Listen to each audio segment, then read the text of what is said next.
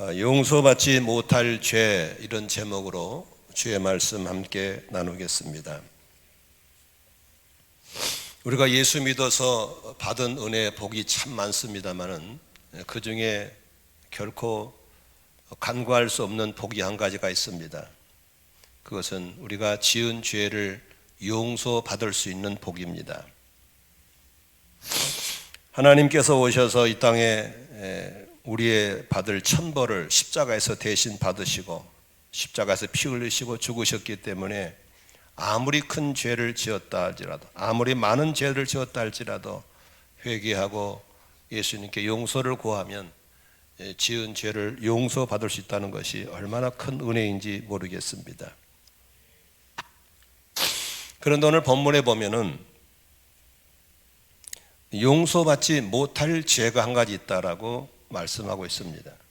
그게 바로 오늘 읽은 28절, 29절에 있는 본문입니다. 바로 성령을 모독하는 죄입니다.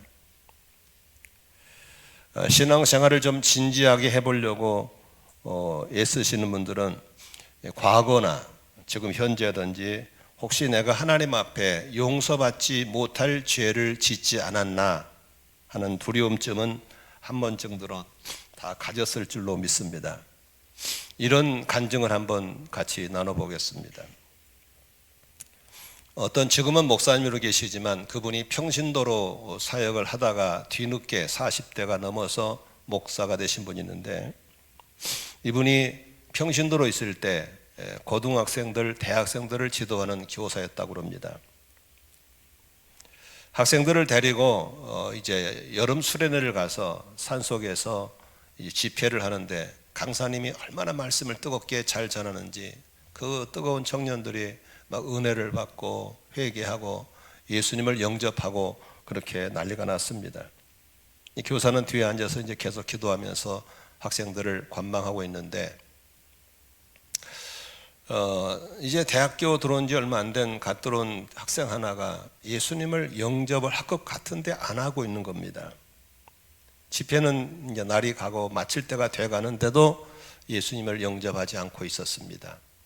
그래서 그 교사가 학생을 따로 숲속에 들어가서 만났습니다.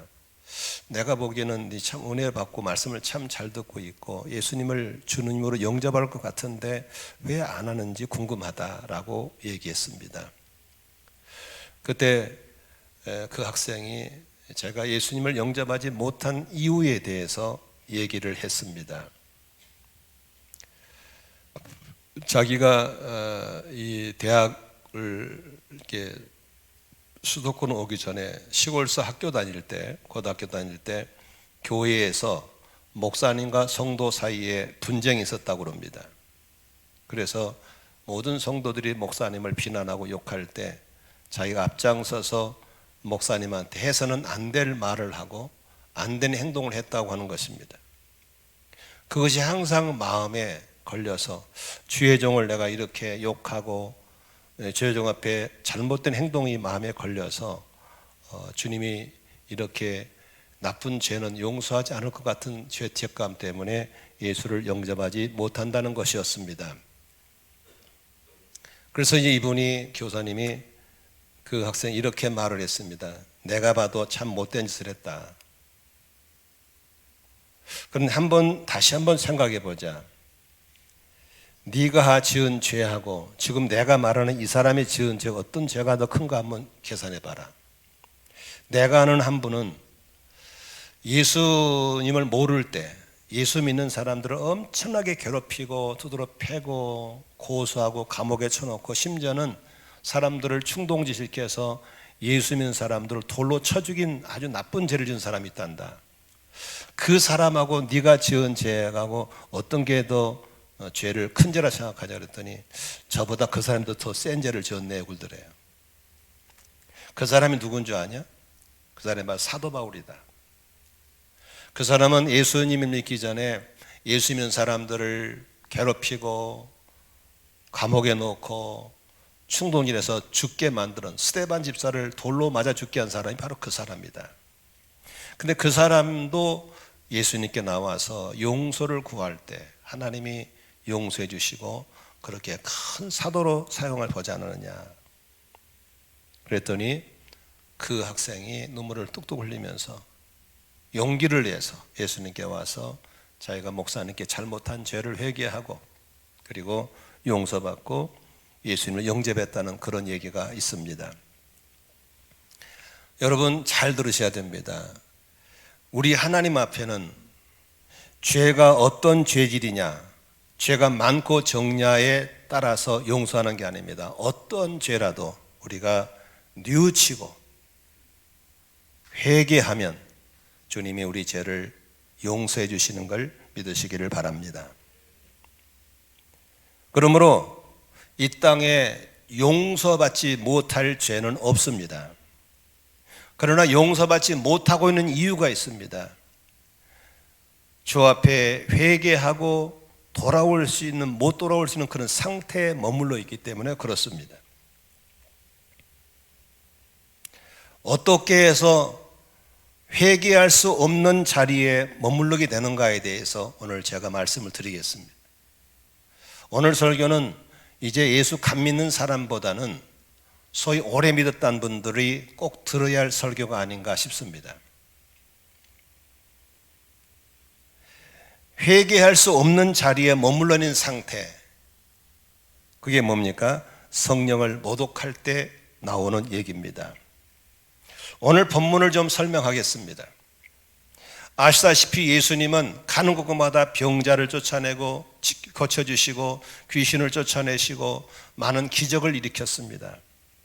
사람들이 인산인해로 예수를 찾아와서 병 고침 받기 원하고 문제 해결 받기 원하고 하나님 복음 듣기 원하는 사람들이 몰려왔습니다. 이때 예루살렘에서는 난리가 났습니다. 야, 이거 무슨 신흥 종교가 나와 이 난리를 치냐 하면서 그 사람이 어떤 사람인가 알아보라 하면서 소위 율법학자들, 요사 같으면 신학자들이죠. 정통 신학자들을 보내서 그 예수님의 사역에 대해서 성경적으로 정확하게 진단을 내리라고 보낸 겁니다. 근데 그들이 진단 내리기를 오늘 22절처럼 내린 겁니다. 같이 보겠습니다. 예루살렘에서 내려온 율법학자들은 예수가 바알세불에 들렸다고 하고 또 그가 귀신의 두목의 힘을 입어서 빌어서 귀신을 쫓는다고도 하였다. 율법학자들이 소위 그들이 당시에 유명한 신학자들이 예수님의 사역을 평가할 때 이렇게 평가한 겁니다. 저렇게 예수가 귀신을 쫓아내고 병을 고치는 것은 능력이 임한 것이 아니라 하나님이 하신 것이 아니라 그 당시에 유명한 귀신의 이름 바알세불은 귀신 두목의 능력을 받아서 귀신의 그 권세를 힘입어서 하는 것이다. 다시 말하면 예수가 하고 있는 것은 마귀 왕마귀가 씌워서 저렇게 하고 있다라고 평가를 내린 겁니다. 이 말씀을 듣고 예수님이 어이가 없어서 이렇게 말씀하셨습니다. 23절부터 26절까지 같이 읽습니다.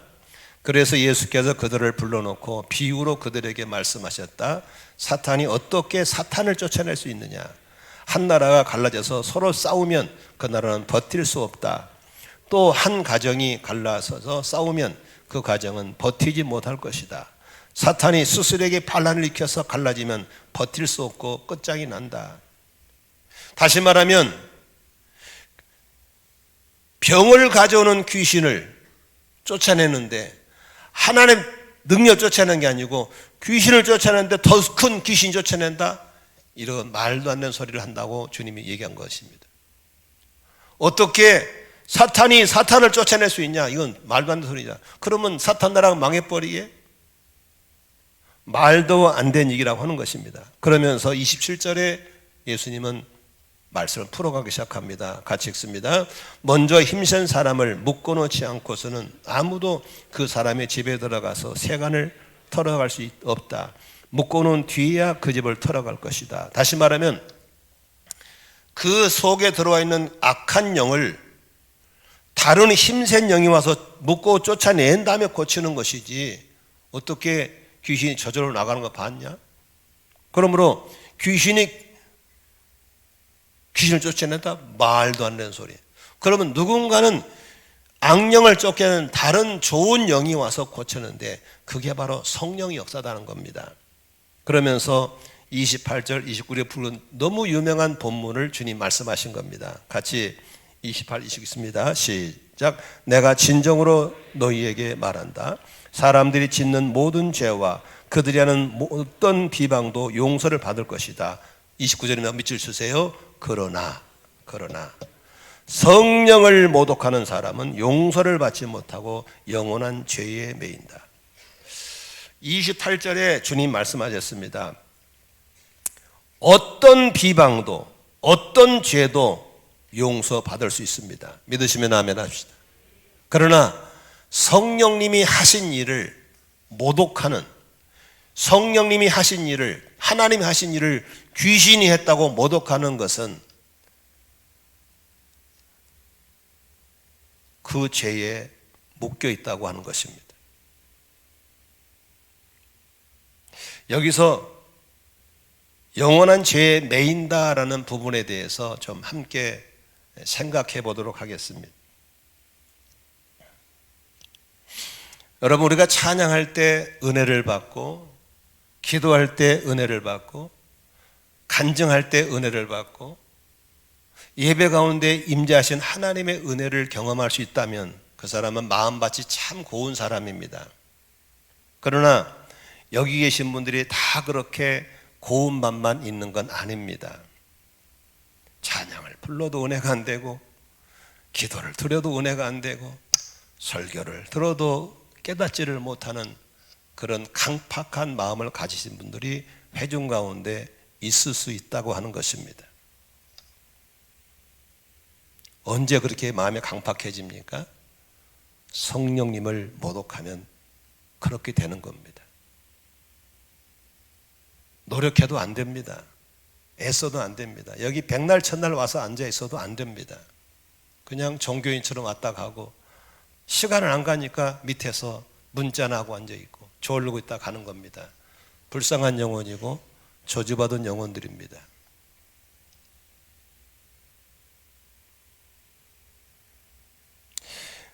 여러분, 예수님이 하신 일이 귀신을 힘입어했다라고 평하는 그런 신학자들 속에 얼마나 강팍합니까? 그들이 은혜가 있어요? 하늘의 기쁨이 있어요? 없어요. 강팍합니다. 그리고 자꾸만 남을 지적하고 평가하고 그런 사람으로 전락해버린 겁니다. 원망하고 불평하는 사람. 성령님이 강하게 역사하셨는데 그걸 이단으로 몰아버린다든지, 성령님의 역사를 악령의 역사로 규정 지으든지, 이런 나쁜 죄를 지으면 안 되는 겁니다. 우리 성도들의 마음을 또 강팍하게 하는 또 다른 이유가 한 가지 있습니다. 그것은 하나님의 역사를 하나님의 역사로 인정하지 않을 때 생기는 겁니다. 어떤 교회에서 목사님하고 성도님들하고 분란이 생겼습니다. 사람 부족 연약한 인간들이 모이는 곳이기 때문에 목사나 성도들끼리 분란이 있을 수 있죠. 이럴 때 잘 들으셔야 됩니다. 목사님을 비난하고 싶을 때, 공격하고 싶을 때, 그 목사님이 혹시 사탄의 종이고 이단이라면 욕해도 괜찮습니다. 그러나 결점과 부족함이 있음에도 불구하고 하나님이 쓰시는 사람이라는 분명한 근거가 있다면 절대로 욕하면 안 됩니다. 절대로 돌멩이 던지면 안 됩니다. 여러분, 그 순간부터 그 사람 마음은 강팍해져 버립니다. 그리고 그 사람에게는 어떤 은혜가 오지 않습니다. 어떤 기쁨도 하늘의 감동도 오지 않습니다. 왜냐하면 하나님의 역사를 부인해 버렸기 때문에 그렇습니다.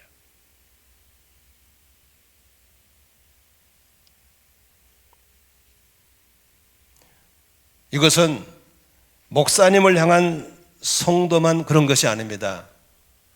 목사님이 성도를 대할 때도 마찬가지입니다. 분명히 쓰시는 장로님이고 하나님이 일하시는 권사님이고 하나님이 일하시는 집사님을 볼 때 마음에 안 들어도 그 모습이 좀 덜 성숙되다 할지라도 욕하거나 비방하면 안 됩니다. 그것은 하나님이 쓰시는 사람이기 때문에 그렇습니다. 우리의 마음이 강팍해지는 것을 조심하셔야 됩니다. 우리의 마음이 굳어지는 것을 조심하셔야 됩니다. 폐질환 가운데 폐섬유질이라는 병이에요. 폐가 딱딱하게 굳어져 가는 겁니다. 점점 굳어져서 숨 쉬지 못하고 죽어버리는 병이 폐섬유화되는 병입니다. 우리의 심령이 그렇게 점점 딱딱하게 굳어져 가는 것은 매우 무서운 저주입니다. 우리는 그러므로 하나님의 역사하시는, 하나님의 쓰시는 종이나 하나님의 쓰시는 성도는 그 사람이 좀 부족하다 할지라도 비방하거나 욕하면 안 되는 것을 믿으시기를 바랍니다. 우리는 이런 죄를 너무나도 많이 집니다. 교회에서 같이 있는 사람끼리라도 서로 못마땅하고 마음이 비난하고 공격하면 안 됩니다. 그런 사람들은 공통점이 있습니다. 찬송 부를 때 은혜 오지 않습니다. 은혜스러운 간증 들어도 은혜가 되지 않습니다. 기도 시간에 은혜가 오지 않습니다. 남들은 다 찬송 부르고 정말 마음에 감격이 오는데 왜 이렇게 부르는지, 왜 이렇게 시간이 안 가는지, 왜 이렇게 지루한지, 왜 평화가 없는지, 왜 기쁨이 없는지 모르고 있습니다. 마음이 강팍해졌기 때문에 그렇습니다. 이런 사람들에게는 남는 것은 분노밖에 없습니다. 미움밖에 없습니다. 강팍해졌기 때문에 그렇습니다.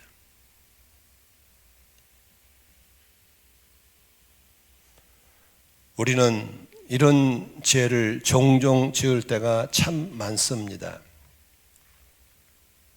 목사님끼리 만나면 쉽게 같은 목사끼리라고 욕을 할 때가 있습니다. 조심하셔야 됩니다. 장로님들끼리 만나면 쉽게 다른 교회 장로님들 비방하고 욕할 수 있습니다. 조심하셔야 됩니다. 그런 무리 속에 안 가야 되겠지만 서로 갔다 할지라도 정신을 바짝 차리고 그런 함정에 빠지지 않아야 될 줄로 믿습니다. 우리는 성직자를 부를 때, 주의 일꾼들을 부를 때 존칭어를 쓰는 습관을 갖는 게 필요합니다. 지금 저희 교회를 오래 다니신 분들은 굉장히 불편하지만 정신을 바짝 차려야 할 부분들이 있습니다. 그것은 이 교회에서 2살 때 왔던 아이가 4살 때 왔던 아이가 이제 이 교회의 영적 지도자가 되어서 말씀을 지도하고 있습니다. 어쩌면 내가 교사로 있을 때 내가 가르쳤던 학생들이 지금은 나의 영적 스승이 돼서 와 있는 겁니다. 그래서 어지간히 겸손하지 않으면 쉽지 않습니다. 님자 붙이기 쉽지 않습니다. 그러나 우리가 님자를 붙여야 할 이유는 그 사람 때문에 그런 게 아닙니다. 그 사람을 세우시는 하나님을 경외하기 때문에 님자를 붙이는 겁니다. 장로님, 권사님도 마찬가지입니다. 공동의회에서 성도들이 투표해서 뽑은 지도자들입니다. 그러므로 내 마음에 안 든 직분자라도, 좀 미숙한 직분자라도 임자를 붙여주는 것이 하나님을 경외하는 사람의 태도인 것을 믿으시기를 바랍니다. 여기 부부들 많이 와 계시는데 부부끼리도 마찬가지입니다. 부부끼리도 서로 친하다고 말을 툭툭 논다든지 말을 천박스러운 사람들은 자기 스스로 인격을 드러내는 겁니다. 여러분의 남편은, 여러분의 아내는 여러분이 선택한 것 같지만 하나님이 보내신 겁니다. 그러므로 그 배우자 뒤에는 누가 있습니까? 하나님이 계신 것입니다. 저는 저희 아내와 38년을 살았습니다. 아시다시피 저보다 연상이고 학교 선배입니다. 단 한 번도 저에게 말을 낮춰선 적 없습니다. 나는 그런 면에서 제 아내를 존경합니다.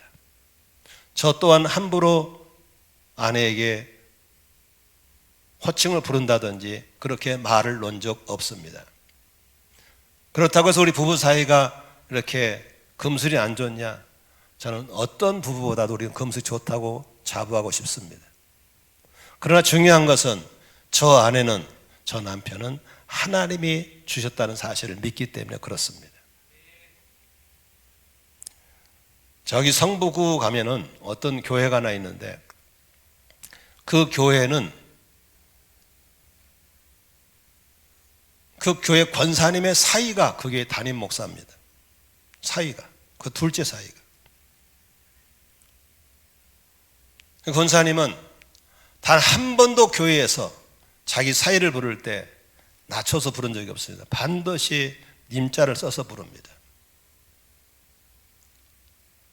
어떨 때는 너무할 정도로 그렇게 경어를 쓴다고 그럽니다. 그런데 그 권사님의 어떤 복을 받습니까? 항상 은혜를 받습니다. 예배 때마다 말씀의 은혜를 받고 찬양의 은혜를 받고 간증의 은혜를 받습니다. 왜? 심령이 강팍해지지 않았기 때문에 하나님이 은혜를 받게 하신 줄로 믿습니다. 잘난 척하고 말 틱틱 까는 사람들 좋게 보이죠? 여러분, 그 사람 강팍해집니다. 하나님을 경외함이 없기 때문에 마음이 석고처럼 굳어져서 교회 오면 은혜 안 됩니다. 설교 안 들립니다. 찬송 은혜 안 됩니다. 다시 말하면 살았다 하나 죽어버린 사람이 되는 것입니다. 이런 함정 저지에 빠진 분들이 너무나도 많습니다. 저는 성경에서 존경하는 인물 가운데 하나님의 사람 다윗을 통해서 함께 생각해 보겠습니다.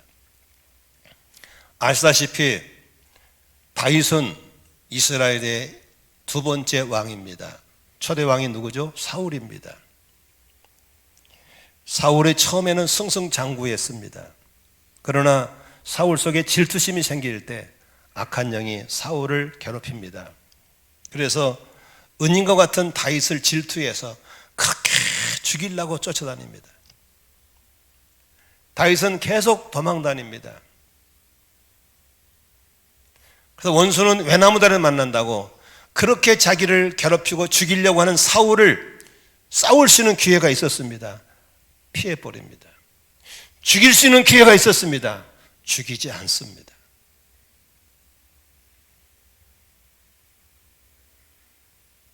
끝까지 사울을 존중합니다. 왜 그런지 아십니까?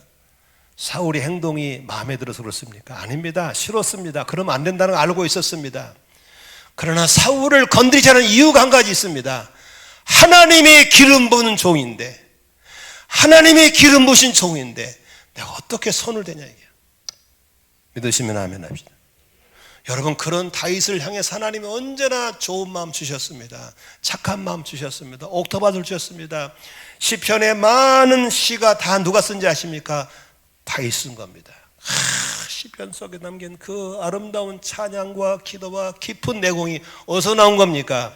그렇게 하나님을 경외함으로 그렇게 자기를 죽이려고 쫓아다니는 사울을 끝까지 손대지 않는 이 다윗에게 주신 하나님의 축복인 걸 믿으시기를 바랍니다. 너무나 많은 성도들이 이 복을 못 받고 있는 거예요. 다 놓쳐버린 거예요. 남편에게 말 틱틱 까고 자기 아내에게 말 틱틱 까고 심지어는 나라의 국부인 대통령한테 동네 개처럼 불러대고 이렇게 망할 노릇, 이런 나라가 어디 있습니까? 대통령은 누가 세운 겁니까? 국민들이 투표했지만 모든 권력은 하나님이 주신 걸 믿으시길 바랍니다. 사상과 인연에 빠져가지고 뉴스에 보니까 막 대통령 얼굴에다 총질을 하고 매를 때리고 그래도 그렇게 돈 벌고 앉아있고 그런 미친 사람들이 그건 민주주의가 아닙니다. 자유는 잘 쓸 수 있을 때 민주주의가 좋은 것이지 자유를 잘 쓸 수 있는 성숙함이 없는 사람이는 민주주의가 복이 아니고 독이라는 것도 아셔야 되는 것입니다. 하나님을 경외하기 때문에 다윗은 사울을 건드리지 않았습니다. 심지어는 사울을 죽일 수밖에 없는 그런 상황 속에서 죽이지 않고 옷깃을 잘라오고 지팡이 하나 들고 옵니다. 나중에는요, 그거 가져온 것조차도 회개해요. 그거 가져온 것조차도. 그거 뭐 갖고 올 수 있잖아. 그래가지고 사울 왕이시여, 당신 것이죠. 나 당신 죽일 수 있었어. 안 죽이고 온 줄 알아. 이렇게 할 수 있었어요. 그런데도 그거 갖고 왔다고 회개하는 사람, 어떻게 보면 바보 같고 너무 어린 것 같지만 그토록 하나님의 세운 주의 종에 대해서 조심하고 또 조심했던 이 다윗에게 주신 복이 무엇입니까? 결국은 다윗이 왕권을 잡습니다. 좀 늦게 필 뿐이지. 그러나 다윗에는 그 착하고 좋은 마음을 지킬 수 있었습니다. 오래 다니신 분들, 제꾼 높으신 분들, 석고상처럼 굳어져 가지고 폐 섬유처럼 폐가 굳어져 버린 것처럼 은혜가 되지 않고 기도가 안 되고 찬양이 안 되고 그냥 왔다 간 사람들 얼마나 불쌍합니까? 얼마나 불쌍해. 그리고 교회에서 목에 굳어져 가지고 인정받으려고 그러고 상석에 앉으려고 그러고 이게 무슨 저주입니까? 이건 안 되는 겁니다. 이건 안 되는 거예요. 아멘이시죠? 목의 석고상이 풀어져야 될 줄로 믿습니다. 이 폐섬유의 저주가 끊어져야 될 줄로 믿으시면 아멘 하십시다. 회복돼야 됩니다. 목사도 은혜 받아야 되고 장로도 은혜 받아야 되고 할렐루야, 권사님 집사님도 은혜 받아야 되고 교회 성도 나와서 찬양하다가 말씀 듣다가 기도하다가 은혜 받고 회개도 하고 은혜 받아야 될 줄로 믿습니다. 아멘이시죠? 뭘 다 합니까? 뭘 다 알아 한다고요? 익숙함의 저주를 아셔야 됩니다. 익숙하다고 다 하는 게 아닙니다. 하나님의 무궁한 은혜 속에 들어가기 위해서 더 겸손하고 우리의 여린 옥탑화 같은 마음들을 가져야 될 줄로 믿으시기를 바랍니다. 그래서 신앙이 쑥쑥 자라날 수 있기를 주의 이름으로 축원합니다. 항상 그 신앙이 거기에 머물면 어떻겠냐. 이제 우리 교회가 나이가 33살인데 나이도 먹었잖아. 이제 신앙 성장해서 뭔가 근데 맨날 기저귀 차고 다니면 어떻게 그냐 이게. 그게 무슨 복입니까? 다 직분 반납하고 다시 가요 밑으로. 이게 뭐 하는 거예요, 뭐 이게. 주님 앞에서 눈물도 흘리고 기도도 하고 회개도 하고 그래 살 거 아닙니까? 딱딱하게 굳어가지고 그거 어떻게 하겠다는 겁니다. 무슨 말 들리지도 않고 이게 다 굳어져 버린 겁니다. 언젠가 돌이켜서 내가 어디서부터 그렇게 되는지 찾아서 그 부분을 푸시고 회개하고 돌아와야 될 줄로 믿으시기를 바랍니다.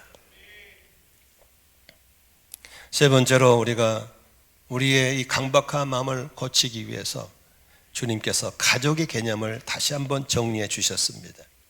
생각해 보세요. 그 당시에 사람들이 예수를 볼 때 다 미쳤다고 그랬어요. 미친 사람이라 그랬어요.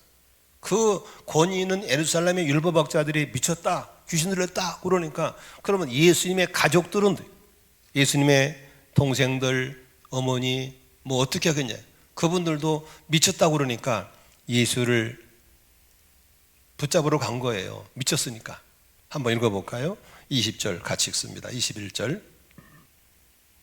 예수께서 집에 들어가시니 무리가 다시 모여들어서 예수의 일행은 음식을 먹을 겨를도 없었다. 예수의 가족들이 27절입니다.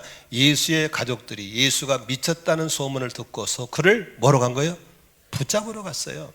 예수님 붙잡으러.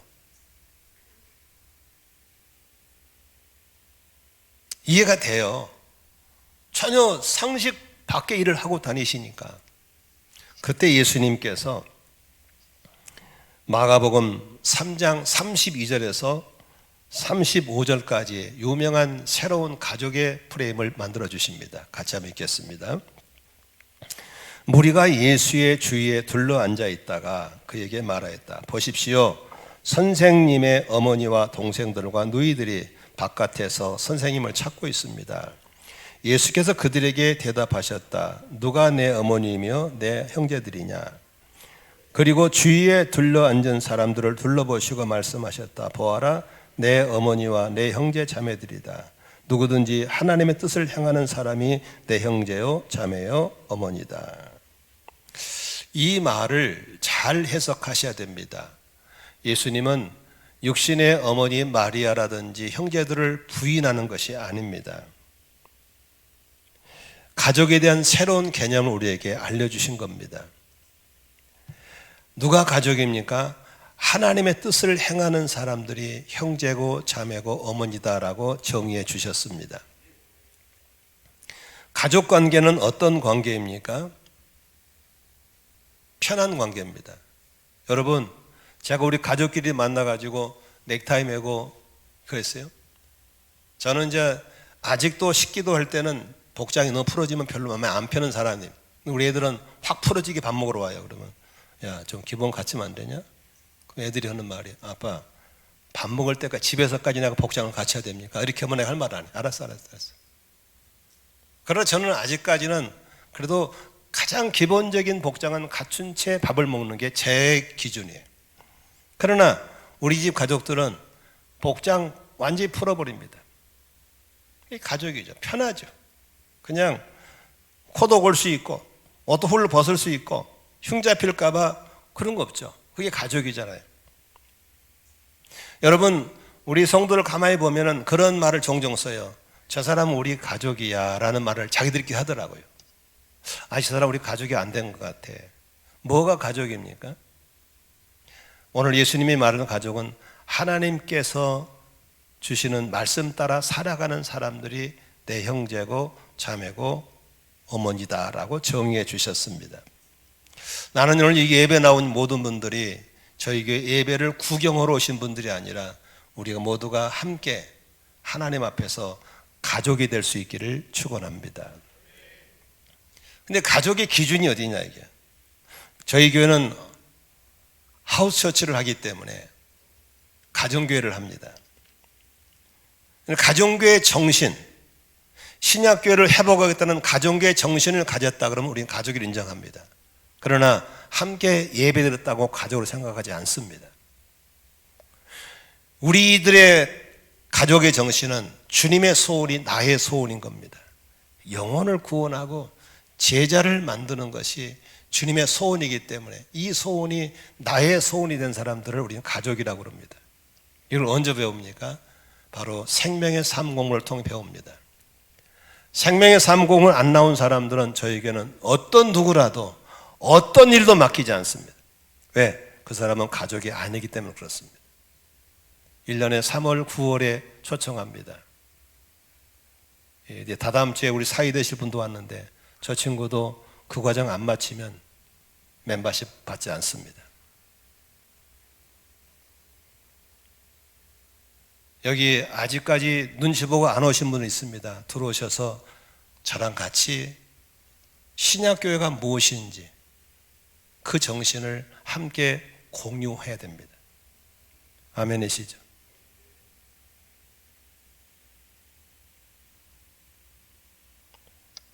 나는 할 수만 있으면 우리 모두가 함께 믿음의 가족이 될 수 있기를 축복합니다. 그런데 오늘 주님께서요, 요한복음 14장 21절에 이런 말씀을 하셨어요. 이 말씀 참 재미있는데요. 같이 읽을까요? 내 계명을 받아서 지키는 사람은 나를 사랑하는 사람이요, 나를 사랑하는 사람은 내 아버지의 사랑을 받을 것이다. 그리고 나도 그 사람을 사랑하여 그에게 나를, 여기 보세요. 여기 보면 이런 말씀하세요. 그가 나를 사랑하면 나도 그를 사랑해서 그에게, 잘 보세요, 나를 드러내 줄 것이다. 나를 드러내 줄 것이다 그랬거든요. 여러분, 이 드러낸다는 게 뭐냐면 신학적인 계시라고 계시. 여러분 여기 보세요. 하나님을 알고 싶으신 분 한번 아멘 해보세요. 하나님을 더 알고 싶으신 분 한번 큰 소리로 아멘 해보세요. 아멘 한다고 알게 되는 게 아니에요. 하나님이 너희들 나 알고 싶어? 나 이런 이게 하나님이라고 짱 하고 짱 보여주는 게 계시예요. 그래서 저는 늘 기도해요. 하나님, 저의 설교를 들을 때 성도들에게 하나님을 알 수 있도록 계시하여 주시옵소서. 이게 굉장히 중요한 기도 제목이에요. 저의 강의를 듣는 사람들이 하나님, 제가 오후에 기도를 강의할 것인데 듣는 저들이 그냥 문자적인 듣는 것이 아니라 성경에서 말하는 기도가 무엇인가에 대해 계시하여 주시옵소서. 중요한 겁니다. 오늘 여기 오셔서 하나님의 계시의 은혜를 받으시면 주님이 이런 분이구나를 알게 되는 거예요. 누구한테 알려준다고요? 누구한테 드러내준다고요? 하나님을 사랑하는 사람에게 그걸 드러내준다는 거예요. 믿으시면 아멘 합시다. 그럼 여러분들이 하나님을 사랑하는 만큼 나는 이런 하나님이야 라고 보여준다는 거예요. 그러므로 하나님을 사랑하시기를 주의 이름으로 축원합니다. 그런데 어떻게 사랑하냐? 잘 보세요. 많은 사람들이 어떤 결정을 할 때 갈등이 생겨요. 하나님이 너 이렇게 하면 좋겠다라고 했는데 그게 마음에 안 드는 거예요. 그러면 내가 원대로 갈지 하나님이 시킨 대로 갈지 갈등하다가 잘 보세요. 순종하면 하나님 사랑한 것이 되고 그걸 패대기 치고 내가 원대로 가버린 것은 하나님 사랑하는 게 아닌 거예요. 아멘. 많은 사람들이 이 부분 때문에 하나님과의 가족 관계가 깨지고 있는 거예요. 그런데 사람들이 그래요. 하나님도 순종하기 힘들어요. 아니에요. 잘 보세요. 하나님은 여러분을 너무나 잘하시기 때문에 무리한 요구 절대 하지 않습니다. 여러분이 조금만 맘만 먹으면, 주님을 조금만 더 사랑하면 할 수 있는 순종권을 요구하시는 거예요. 아멘이시죠? 그 저울에서 말이요, 갈랑갈랑하니 갈 이 속에 있는 거예요. 조금만, 잠 1만 더 주님을 사랑하면 순종할 수 있게끔 요구하시는 거예요. 그러므로 그 일 때문에 순종과 불순종이 갈라지는 거예요. 나는 여러분 오늘 이런 갈등 속에 있는 분들은 믿고 순종하고 사랑을 고백하시기를 바랍니다. 그럴 때 하나님이 어이구 이 녀석 나를 이렇게 사랑하고 있구나. 오케이, 나 이런 분이야 라고 짱 계시해 주시는 거예요. 이런 감동과 감격이 있는 신앙 여정 되시기를 주의 이름으로 축원합니다. 오늘 말이죠, 본문에 없는 얘기입니다만은 성령님의 감동이 있어서 여러분들한테 특별한 시간을 좀 드리려고 합니다. 어떤 분이 해당될지는 모르겠어요. 그것까지는 하나님 알려주지 않으니까. 그런데 오늘 이 가운데 그런 분이 있다면 회복의 시간이 됐으면 좋겠습니다.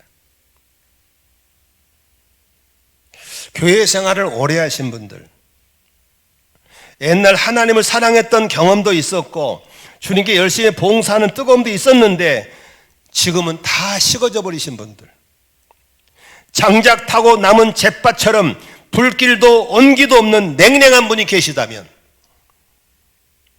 그런 분이 계시다면 언제부터 그렇게 되었는지 한번 추적해 보시기 바랍니다. 언제부터 그렇게 냉각기가 왔고 언제부터 내 마음이 그렇게 강팍해졌는지 한번 추적해 보시면 성령님이 여러분을 생각나게 할 겁니다. 첫 번째 불순종, 첫 번째 불순종 시점을 찾아가셔야 됩니다. 그것이 큰 사건 아닐 수도 있습니다. 여러분들은 그까짓 거 하지만 하나님은 그까짓 것도 걸릴 수가 있습니다. 그래서 누가 그러더라고, 우리 하나님은 트리플 A형이래요. 트리플 A형. 그러면 하나님 그런 걸로 삐지십니까? 아닙니다. 삐질 수 있습니다. 혹시 기억난 게 있으면 그 시점을 찾아가셔서 우리가 뉘우침과 함께 회개하시면 하나님의 강팍한 마음들을 회복해 주실 줄로 믿습니다. 다시 뜨겁게, 다시 설교가 은혜가 되게, 다시 찬송이 부를 때 은혜가 되도록 하나님이 오늘 회복의 은혜를 주실 줄로 믿습니다. 그 시점을 찾아가시기를 바랍니다. 기도하겠습니다.